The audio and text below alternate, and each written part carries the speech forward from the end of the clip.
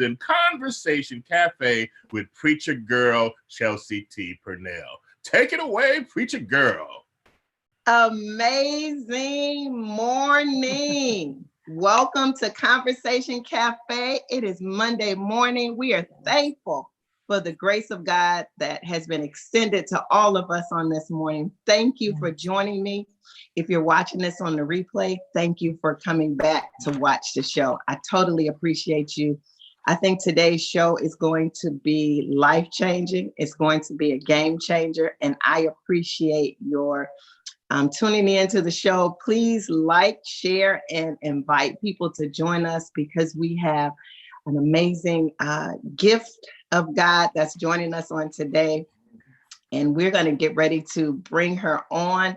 And I want you to see her pretty face so that you can appreciate the gift, the skills, and the talents that God has provided to the body of Christ into this world in which we live here in the great state of Ohio. So let's get ready to invite Linette Graddic here with us on today. She's going to join us, and we are going to talk about mental wholeness and mental wellness. I am excited because I believe this is the hour in which individuals, we all need support. We all need counsel. We all need wisdom.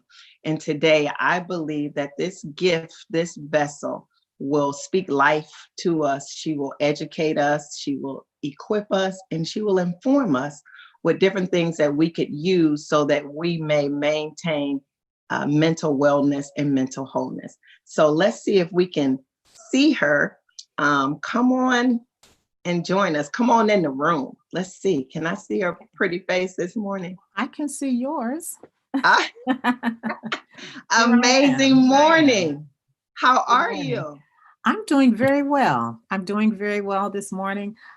This is early, but I am up and at it. Well, I appreciate you rising and shining with us on this morning on Conversation Cafe. I appreciate your time of, rise and shine. And we are excited to have you on Conversation Cafe. And I'm sure that the viewers will enjoy your presence. I've had the opportunity to partner with you at your conferences that are life-changing. And it was really an experience. And as I began to seek the Lord, your face, it just, embodied my spirit to invite you to talk to us today about mental wholeness and mental wellness. And so if you could just start out this morning, just sharing who you are and what you do. Tell us about your personal, little professional, but let the people know. Because, sometimes people need to know they got some qualifications, some letters behind your name so they'll know we're not shooting from the hip. Okay. Well, thanks again. Thanks again, Apostle, for having me on your show. I do count it an honor that you would have asked me. And yes, you are absolutely correct. I was led of the Lord to contact you for one of our conferences. And I must say you did come and you blessed the people very well. So just a little bit about myself. Again, my name is Linette Graddic. And I describe myself just by saying I am a vessel and a voice with authority, a vessel and a voice with authority to speak life and wholeness and peace to individuals that the Lord bring to my attention or just bring to me through therapy. I am a licensed therapist for the state of Ohio, and I have been practicing for about 12 years now. Prior to that, I worked in corporate America for almost 20 years, and I knew it was time for me to just make a change. It wasn't an abrupt change, and it was very well thought out, and I kept hearing actually the cries of other people. So like I said, I was in corporate America for a while, and I began to hear the cries of people, and they began to come to me. And so this was actual. This wasn't just a vision, but this was actual. And the population that I was entrusted with was clergy and leaders in the church. And that was a position that I held for a number of years. And I would notice how each clergy person would come to me for different things. And of course, I would give them answers, biblical answers, and they just kept coming. They kept coming. And I said, I need to do something else. So I went back to school and I began to study in school and to get several degrees so that I could help them in a better way. And so that's how I began Therapeutic Life Changers, which is a counseling program that's part of our ministry, which is called Mercy Center Global Ministries. It's an outreach ministry, and we cater to particularly clergy and leaders and professionals in giving counseling and therapy services.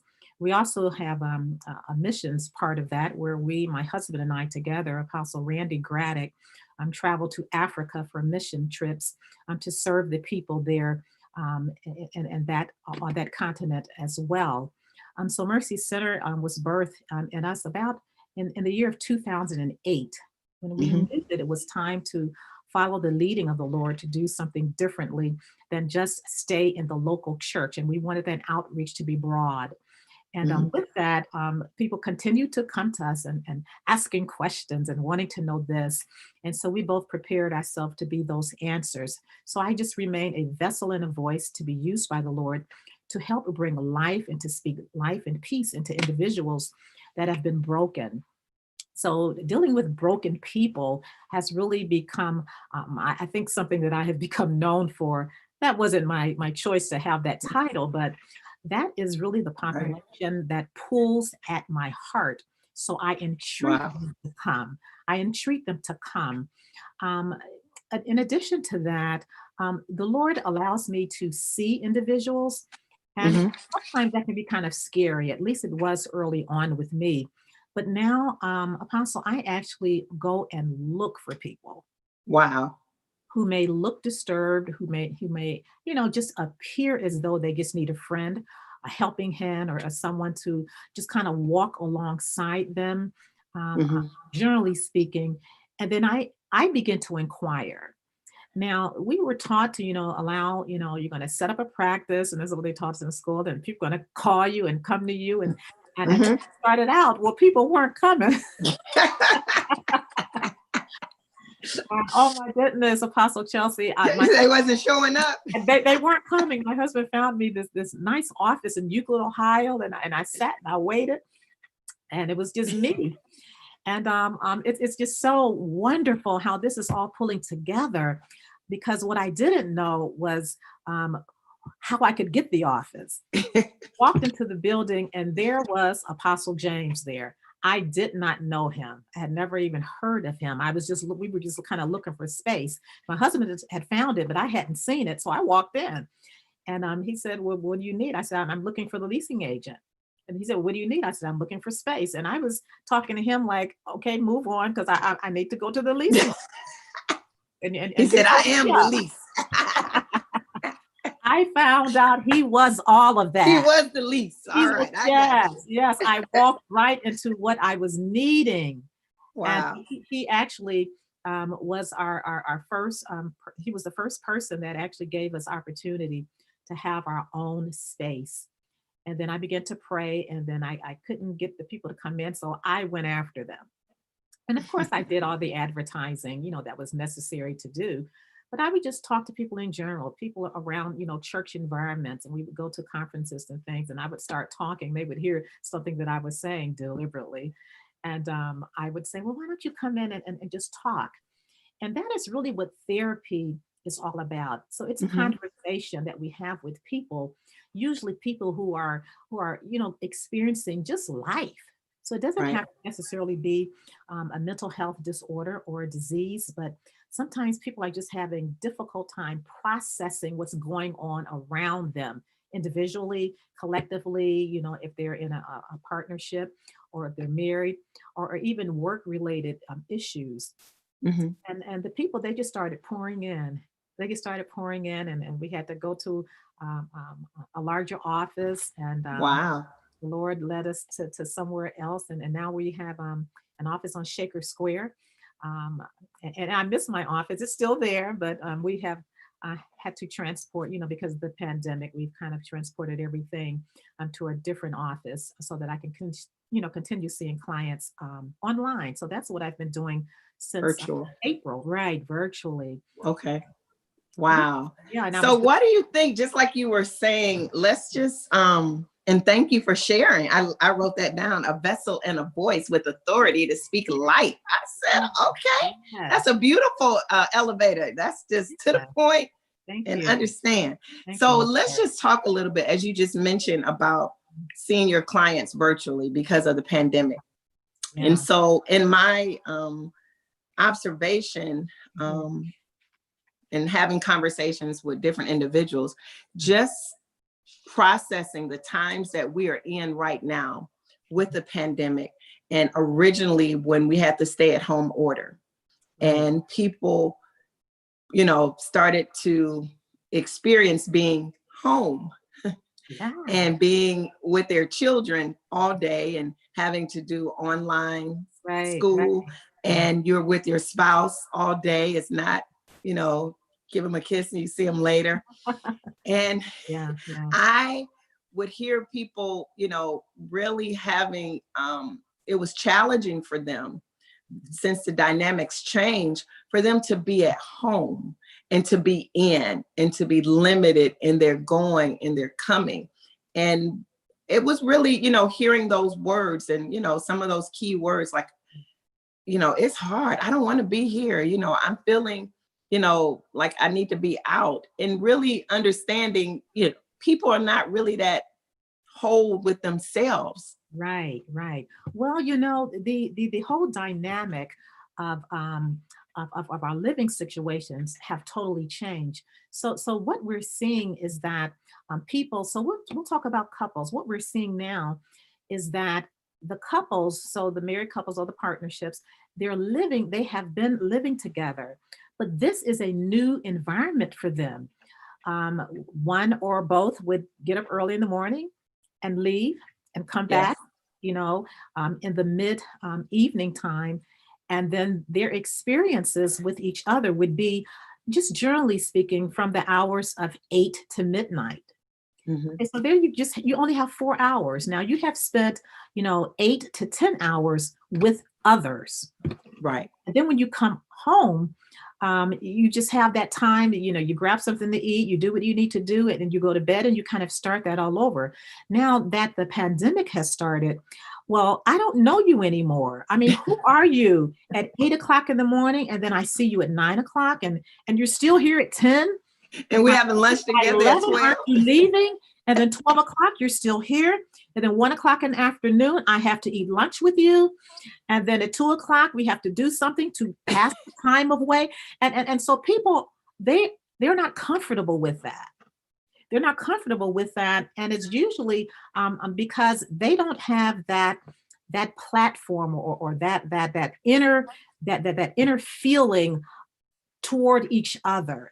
Yes. Because their others have always been outside of the home. So now they have been forced, so to speak, to be with someone, and they're realizing that, well, I don't know you, and you don't know me, because for 8 hours a day, I do something differently, and now I'm home. I don't, in other words, I don't have that conversation. They don't know what to talk about, because they don't know their partner and even their children that way. Talk about it. This is something totally new. We are seeing upticks in domestic violence because of that, and that's particularly for people who have had estranged relationships or some kind of domestic abuse within the home. So that has become heightened. Yes. Because the perpetrator used to just do what he needed to do to kind of control the woman, and it's not always the woman that becomes the aggressor. Yes. But that would be until they would leave, and then they would come back, and maybe there would be some more interaction like that. But now, because both of them are there at home at the same time, they can't leave. So we're seeing the uptick of domestic violence like all day long. We're hearing of cases where, because they don't know how to converse with each other. They never learned that dynamic. So they don't have that conversation. So maybe what happened, a couple of times, or some kind of abuse. So now they're having to do that all day long. So what for They're that woman who or man who's in that situation? Yeah. What would you say? How would you speak life? Because sometimes we want people to leave those unhealthy, toxic relationships, and they find themselves in that cycle of remaining for whatever reason, whether it's financial reasons, right. or just they don't have the courage to leave. Mm-hmm. But what would you say to that woman who wants to exit, who wants to get out, but it's really we're in a pandemic? Where do you go? Number one is not always that they are feeling that they really want to leave. More times than not, they're really wanting to stay in the hope that things will get better. Will change. Okay. Waiting on that change, and some for a protracted period of time. They're just waiting and waiting for things to change so that, they believe that things are going to get better, when in actuality, they actually get worse, and they stay there. But for a woman, so I counsel in particular women of faith. So these women that are coming from church environments or ministry environments, that kind of thing. And so what I'm hearing is that, and this is actually what I speak to them as well. Sometimes the woman does not have anywhere to go. Okay. Their whole life has been surrounded by that man who's, just say for an example, the man is a ministry leader or a pastor. Wow. So they have been living in partnership with the I'll just say pastors, with the pastor. The pastor has been the one up front, and no one knows that interaction going on. So the woman really can't leave because all of her life she's been with him. Usually she's not educated. She does not have a job. Wow. And you're thinking, well, where is she going to go? Because with that connection of being a first lady, say for an example, everything that she has is because of him. So if she leaves him, well, she has nothing. So she, comes to herself and say, oh, I don't have an education. I can't get a better job. I don't have the qualifications. I don't have the financial structure. I have nothing. And to them, that means, well, I have to stay. I don't have anywhere to go. The car is in his name. The home is in his name. If I say about it, if I go to the to law enforcement, then that's gonna take the wealth that I have away from me, because then he'll be gone. What will I do? Mm-hmm. Well, that answer to them is you can't do anything. So then they choose to stay in that environment and take, if there's abuse going on, whatever is going on, they take that. And it's very disappointing.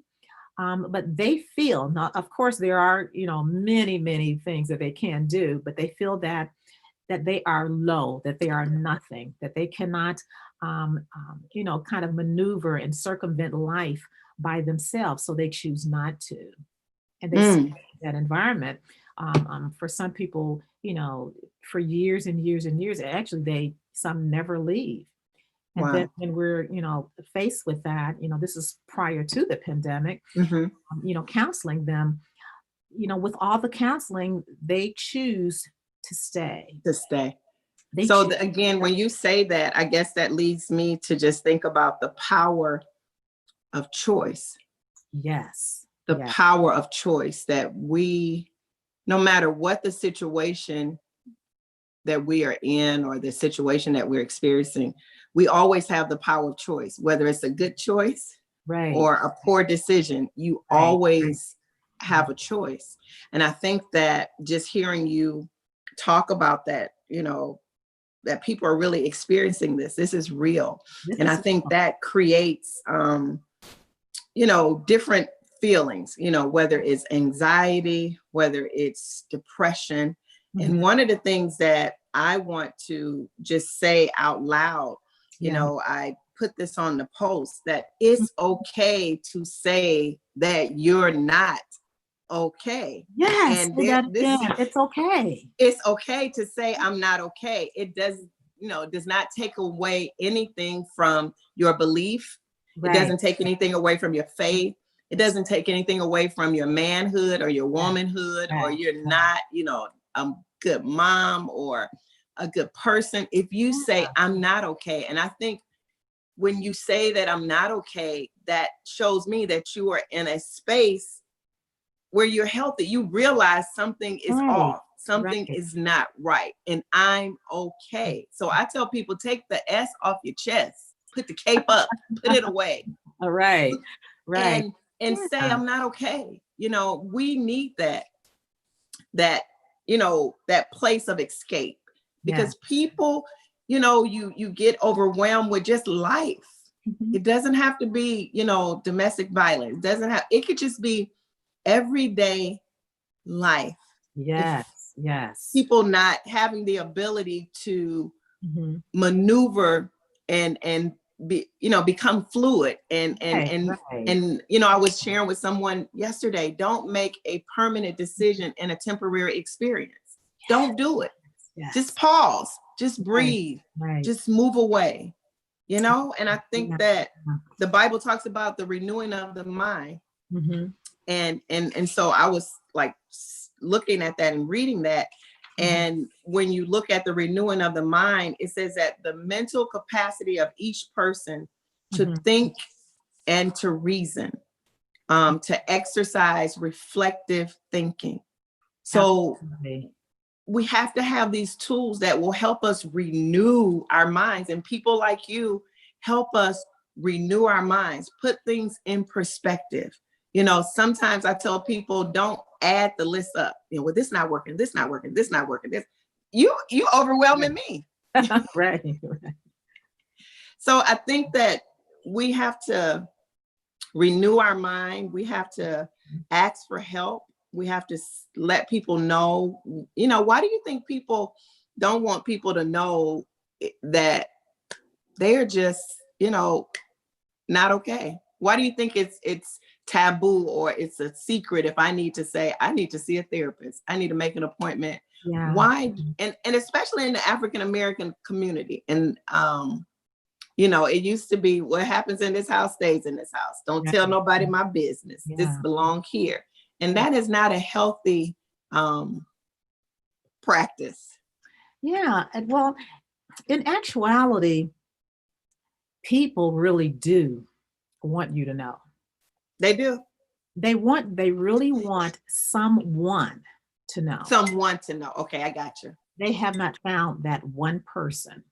Okay. And it's generally not your best friend. It's not your spouse. It's someone that can see you. And that's what they're looking for. People that are hurting, they want you to know how much they're hurting. They don't know who to talk to. So they carry that, and they carry that, even as a wound on their being, and they just keep carrying that. And ever so often they would, maybe, find someone and they'll share something, and then there's always a setback. It's a drawback. So people really do want help. They really do want you to know that they are not okay. So why don't they say, so they don't tell people, so you're saying they want you to know, but where does the silence come from? Are they hopeful that someone will recognize that they're not okay? Well, what they're waiting on is someone to come alongside them and see them. And a lot of people who are, everyone that's depressed is not, cooped up in the home and staying home. Some are actually getting out. But what you see visually is an outgoing person. Sometimes they do that to kind of diminish what they're feeling on the inside. Right. But they are looking for someone. In other words, people that are saying, I'm okay, but they're really not. Right. That's a question for help.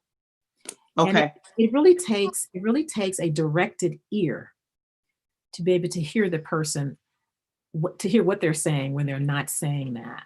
Right. And that takes almost a person who can actually feel what others feel, Mm-hmm. kind of go into that person, kind of make that introduction. Mm-hmm. And then people will talk when they find comfort in your voice. Safe space. That's what they're looking for, a safe place to vent. Yes. And it's more than just venting. It's just it's almost like I see, just a sofa, a soft chair, something that will receive that person. So Yes. you're not, it could be just a friend. I tell people, talk to someone. Mm-hmm. It does not necessarily have to be a therapist because they may not be ready to do that. But if they can find someone that they can confide in just by saying, listen, I'm not where I need to be. I need you.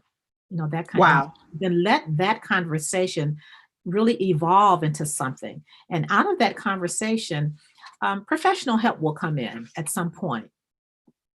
And then the hope is that they will be directed to someone that can help them more professionally. People that are hurting, they really do want someone to know. They just don't know how to say it. They don't know how to put those words together. They don't know how they will be received or not received. But people are really looking. And I tell people, if you see someone that needs something, give them yourself. You don't have to have a degree. You don't have to, have a profession. But if you can just love on them long enough so that the both of you can come together to figure out, now, what do you really need? And then that's when the whole, professional, therapy, comes about. And then sometimes they really don't have the strength.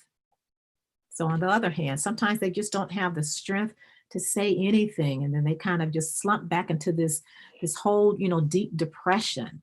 And they're still saying, but to themselves, I am not okay. And I wish someone knew it. I wish someone knew it. It's when I'm talking to, especially ministers and pastors, I tell them, I said, sometimes you have to be vulnerable and open yourself, because that may entreat someone else to come to you. Well, that's very difficult for a person who, has a high level of professionalism, or an executive director, that kind of thing, because, well, they may not want to be as vulnerable as they need to be. So then that leaves the person who's really wanting help with no one. Right. So that's why, people, like yourself, in ministry, and others that you work with in your ministry, they have to be taught how to entreat another that may be hurt. And they have to be taught how to actually spiritually see that. In other words, be able to focus on someone that is needing help, and not be afraid to just go to them. It may be just, a shaking of a hand, and just, maybe just, on the, I understand, I know. And then maybe you do that at, another week or so, just to bring that person into yourself. Because ministry in the pulpit, it's not a touchy thing. And that's what hurting people are needing. They're needing someone, even if someone who may have been in their situation before can just share. Yeah. So share their victory, I believe. Share their. Yeah. Well, if you're going to share victory, now you have to share the pain as well. Yeah. The whole process. Share the whole. How did you get to this? Story, yeah. The whole story, not chapter number 8. But I'm gonna need you to go back to the forward. Right. And hit chapter 1, chapter 2, chapter 3. Yeah. Walk me through it. There is healing in our stories. Yes. Healing in our stories, but it doesn't come out unless we tell it. And that will really, because that's the focal point to bring people into you. Oh, wow, she's been through this, so maybe she can hear part of my story. And that's in my opinion, that's really the work of a minister. Yes. It's the work of a minister to just have that spiritual eye to see. To see a person who may be laying on the ground. Of course, that's not, actually physically, but to see that person on the side of the road and just go to them. Go. So what do you think about, I want to bring up 2 points, but the first point, I want to talk about what we're experiencing right now as a country, as a nation. And so for me, I had to manage my anger, my rage, my emotions. When I saw the George Floyd's life leave him, and the knee that was placed on his neck. It was just anger and righteous anger and rage. And it's like, how do you manage that? I didn't know him, but I know him, you know, connected. You know, it's like when you see people in pain, just being a human being, you feel that pain. I don't have to know you to connect. That's the God-given, you know, spirit in me. If I, you know, see someone wounded or laying on the side, you know, humanity says, you know, stop, see about me, bandage me up. So, you know, and people have their own opinions and their own thoughts about, you know, the people's response to what happened. You know, I'm thinking, okay, you know, how much can a person continue to take without you seeing the fruit that comes from the seed that's on the inside of me? If I keep having these experiences and people keep losing their lives over and over, and we keep getting the same results, at some point, somebody has to handle what's that rage, that anger. If people just keep, you know, how do we manage that? Because I had to pull back. You know, I had to say, okay, I can't watch TV today. I got to turn it off. I have to, you know, talk through, but I'm connected to the pain of someone not having their father, someone now losing a loved one, and they didn't have to. So help me stay, you know. So we're all together. So the interesting thing is, probably for once in all of our lives, so I'm talking throughout the world, for once in our lifetime, everyone is saying that your pain matters. Thank you. Everyone is saying that. Before the pandemic, it was just a few who had mental disorders, of, you know, people who had, you know, going through, you know, things in their home situations, in their life or their job, people who were incarcerated for crime. That was a given. But now the entire world is now feeling the same thing. So the therapist is feeling I'm feeling exactly what you're feeling. Everyone, we are on one accord with pain. Wow. For the first time in my life. For the first time. Yes. On one accord. With pain. Yes. Your pain matters. My pain matters. The person on the street, those that were walking, their pain matters. Yes. Those that were, you know, with the outcry, their pain matters. Those that were hearing, their pain matters. So now we're on the same page. All of us, we are sharing the same pain. We may be feeling it differently. But sharing that we're on the same page now. So what's necessary, I believe now, is for us. So we're hearing the thing about, you know, let's come together. Let's come together. Well, that's going to be very difficult to do because we're not coming from the same perspective of thought. Okay. So I may see what you see, and it's going to harm me the same way that is going to harm you. But my thought may be a little different, you know. So there's colorism in there. There is prejudices in there. Biases, yes. There are a lot of biases in there. But pain is pain. Hurt is hurt. And Yes. we are all feeling it all together the same time over and over and over again. But here's the difference. What's going on with me is the same thing that's going on with you. But my perspective of me getting better may be different from you. One Okay. person may think, well, this is the end of the world. I might as well just go and commit crime and loot. That's their perspective. And it's generally based on their upbringing and their family of origin. That makes all of the difference. How people were raised, it's now coming out. Mhm. And if you just say, for instance, you were, raised in the church, and just say, I wasn't. How I am actually seeing and interpreting this pain is different.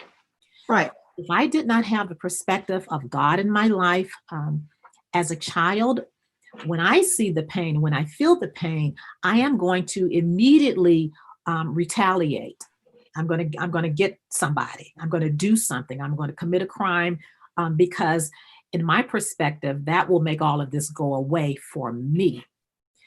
For the other person who may have been brought up in the church and they know God, or it may not even be brought up in the church, but they have a relationship with Jesus Christ. Well, their perspective is to go totally different. So that person may just be on their knees. They may resort to just praying and fasting and seeking the face of the Lord for a change, So that's two different kinds of people, but we are still sharing that same kind of pain.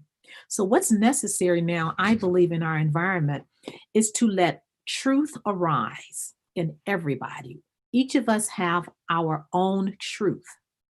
Mhm. And that's a good point because When our truth, everybody has their own truth. And then I think, as you were saying, the people that respond in this way, that pain is valid pain. So we may not be in their situation to see how they're handled or mishandled on a regular basis. So their response is based on what we know in these streets. We know what's going on. So and my that's what I'm gonna response do. is, Yeah. and this is how I respond because this is how you treat us. And all of us, one will kill, and the other will pray. And at the end of the day, it's still the same. We have to fight for change. We have to fight for we have to fight for God. Mm-hmm. All of us, those that know him and those that don't. That has to be our outcry. Mm-hmm. Because everything else in the world is not working. Mm-hmm. What people are saying, what we're hearing from the government, what we're hearing on the news, everybody is really saying the same thing. We need another voice. And I believe at this point that voice needs to be heard in the soul of men and women, in the soul of our children. And until we hear the voice of God, not the voice of reason, but until we hear the voice of God, it's going to worsen. And I think God is working through vessels such as yourself. People, I think sometimes we mismanage that. They're looking for him to do something else. He has given us everything that we need to change the laws, to change. We his people, we have the ability. Yes, we do. And not by ourselves, but as you say, with a mixed multitude, with those that are power, resources, influence, those that are praying, those that are we have to invite everybody to the table. We are seeing that people are, don't have their rent paid. That we see the benefits just, the 31st. What do you mean? What are people going to do? And I believe I understand the scripture more when Jesus says, who clothed me, who fed me. We have to give an account. Yes, for all these resources and all these things. Yes. We have to give an account, and somebody is going to have to lift up their eyes and say what? What you gonna say? You can't say nothing when you're in his presence. So I think that people have to do their part. We all have to be whole and well. Yeah. And for those that are not whole and well, we have to cover them until they have the capacity for change. Right. And to be well, sometimes that may mean that you're starting all over, dealing with the soul of you. So the soul is the seat of our emotions. Yes, our appetites. Yeah. And if we don't deal with that, right. We are really fighting a losing battle, because we have to deal individually. We have to deal with the soul of us. So what is in you? I'm talking about my conference and retreat is called What's in You, but actually what's in you, that's causing you to think like you think. Okay. Let's pull that out, set it on the table, and look at it. And we're going to go into it to see, where did that come from? Now, that's a personal thing. You don't have to go to a therapist to start that process, but you do need a therapist to complete it. But just individually, just ask yourself, why am I hurting so badly? And then here's another question. Who did this to me? Who did this to me? Identify that. Identify your pain, and identify the source of your pain, and go after it like you've never done before. In this world, we're needing a right mind. And we don't have that. Why? Because of the pain that we carry, the burdens that we carry, our own woundedness that we have chosen not to speak about it. We've chosen to do that. We have brought bondage to ourselves by being quiet. And at some point, and during this pandemic is a good point, because we have a lot of time on our hands. At some point, we have to begin to have that conversation, firstly with ourselves. Yes. Talk to yourself. Linette, why am I feeling this? What's wrong? And then don't stop there. Don't just get up and drink something. Don't just get up and take drugs. Just talk to yourself. And the origination of your pain. You know that, especially adults. Right. And I think when you say that, it took me back to when I first got married to my husband now. And we were doing something, and I was in the kitchen or whatever, and he touched me. He's my husband, right? Right. And I kind of lost it. And I had to say, I stopped to reflect, like, where did that come from? And his thing was like, hey, I'm your husband. I'm okay. You're okay. We're okay. Yeah. But I had to pull away and sit down and reflect. Why did you respond like that? And so, as you're saying, I had to identify, where did that come from? This is your husband. This is someone you love. This is someone you trust. And so that touch, after much reflection and crying and just seeking and journaling, and really that took me back. And that touch was a touch that when I was a victim of molestation as a child.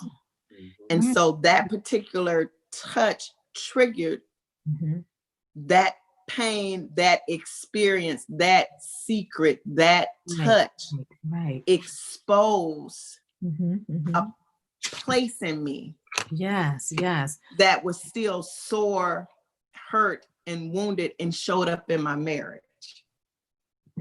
And that is a direct relation to your story had not been told.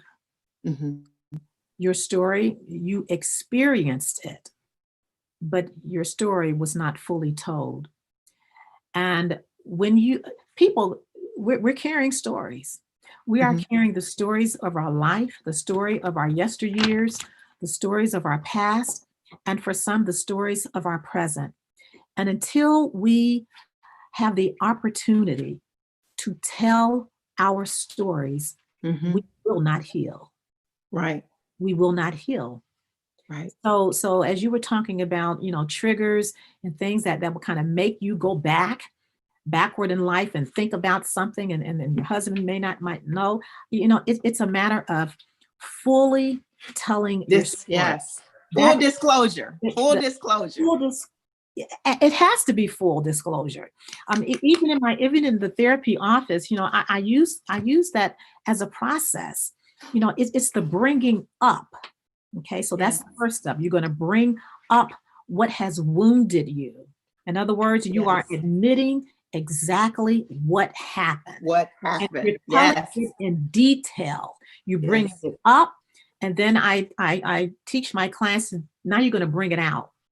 You're going to tell it in detail as it happened. It's kind of like when we, I'm kind of aging myself, but when we had before digital TV came, it was just black and white.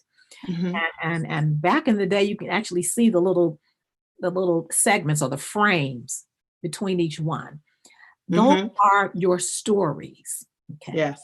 So in the digital age, we just go right through that. And at the end, we say, I'm okay. I'm all right. I'm going to live. But therapy says and gives you the opportunity to tell each segment of your life, each story in your life, and tell it in full detail. Yeah. Yes. So that you can sense healing because it's coming out of your mouth. Yes. This happened to me when I was 2, when I was 4. I remember when I was 11, tell everything. And then when I was 13, and by the time I'm 20, tell everything that happened in your story. Now, here's the healing part. So, of course, the process isn't this easy as I'm saying it now, but it's workable and it's doable. Yes. And at the end of the story, there will be healing. Tell your story. I don't know who I'm speaking. I'm speaking globally. Tell your story to someone that can hear you. When you get to the end of the story, this is for adults only. Children can't do this. When you get to the end of all of your story, so this is going to take time in a counselor's office. Change the ending. Yay! That's all you have to do. That's what healing is about. Healing says, listen, this happened to me. So take your story, the molestation, and then something else happened. And then when I was 18, and then tell all of your story. Get to the end of each of your stories and simply change the ending. When you change the ending, that's healing. So what do I change the healing with? You're going to change the healing. You're going to change the ending of your story with elements of healing. So what? At the end of my story, what is it? Understanding. Oh, that's why he did that to me. Yeah. Understanding. Love could be at the end of your story. Faithfulness could be at the end of your story. Peace. Mercy. Yes. You get to insert what you need at the end of your story, because what people are doing now is that they're telling the story, but they never change the ending of it. So what do they go back? They go to the end of the story, and then go all the way back. Now I'm at the beginning, and now I'm depressed all over again. I get the opportunity someone will listen to me. I'll tell it again. And we have been telling our stories our entire adult life to whomever. With the same ending. And that is not change. We don't change the ending.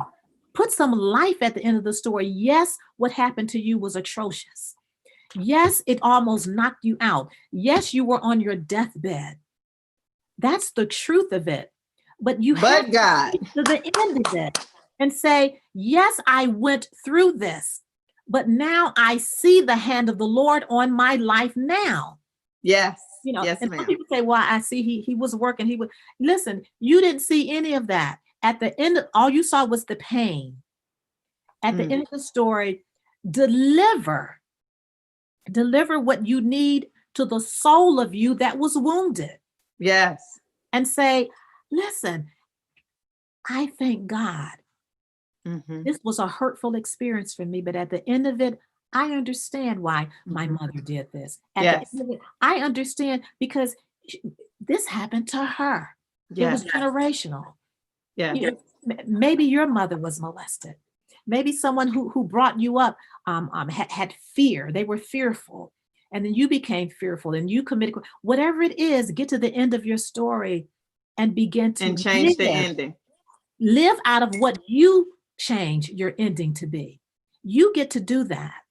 You get to do Yes. that. We don't have to continue just repeating our story over and over. I tell my clients, let's get it up, Get it acknowledge out. what happened, get it out, and change the ending. And when they change the ending, is my clients actually almost stand up because they're just ready to get out of my office to start the work of life that they Yes. never began because of the Yes. tumultuous life that they had in the beginning. You can And begin to live and the begin to abundant live. living life that has been Yes, promised to yes. us. There has to be truth in it. It has to be Has to truth be. in it.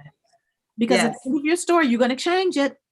But You got your story, you have to tell the truth about it. to tell the truth, the Change the whole ending truth, of and it nothing and but the truth. live. Listen, we get to live in this And life. that is yes, you get to We get to live. live. We get There's to freedom live. in living. There is freedom in living. There is freedom. Your pain matters. Yes. Change the ending of that painful story and begin to walk through and up. This is an upward stance. Walk Yes. up to where you belong in the first place. And So we have to identify the pain, identify the source of the pain, yes, bring it up, let it out, and change and keep it moving. Change the ending. You have to do that. I have a particular a service that I offer at Mercy Center. It's called therapy. Okay. The P stands for pastors and leaders and professionals. They come in and it's an all-day session because a lot of pastors and professionals, they don't have the time to come week after week after week. So I open the office for one session. So it's one person or a couple, married couple or partnership. And for a full day, I close the office for just that person or that couple for a full day. And we actually go through the process of healing from all of the stories that they present. We start at 9 o'clock in the morning and we go until 3 or 4 o'clock in the afternoon, and it's just them. The entire office is closed. I have a very confidential and private setting. Wow. Baker Square, and I sit and I hear stories. I take them through the process. I teach. So what I'm saying here is just, is there are a lot of things in between. A lot of other steps. Yeah. So let me ask you this question. So what do you say to the person who wants to participate in that process? We understand, like you said, confidentiality, right? But people may not come because they like, oh, she might know my pastor, or she may know my husband, or she, right. We may have relationships out of, and for another circle. And I really don't want to tell my story. I don't want it to come up and come out because I am concerned that that's going to leak, or she's going to look at me differently if I'm a leader and a professional. So what do you say to that person who wants to contact you, but they're concerned? I would say to them, contact me. Contact me and know of assurance that your story is held in confidence. And this is generally speaking for all of, I work in a network of counselors, of Christian counselors. So if they don't want to see me, but they should want to see me, but if they don't, I can refer them to other counselors. But you have to listen, this is your life. Okay.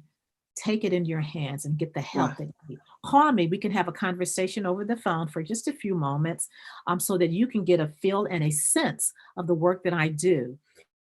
And I will tell you, I have never taught, and this is, I know this is God through me. I have never spoken with anyone about this particular part of our program that they have not set up an appointment for the full day session. I have had great successes with pastors, excuse me, and leaders and professionals, executives, and just people in general. So my practice is for anyone that wants to receive the help and the healing that they need. They can just give me a call, and we can have the conversation. Invite them to the office.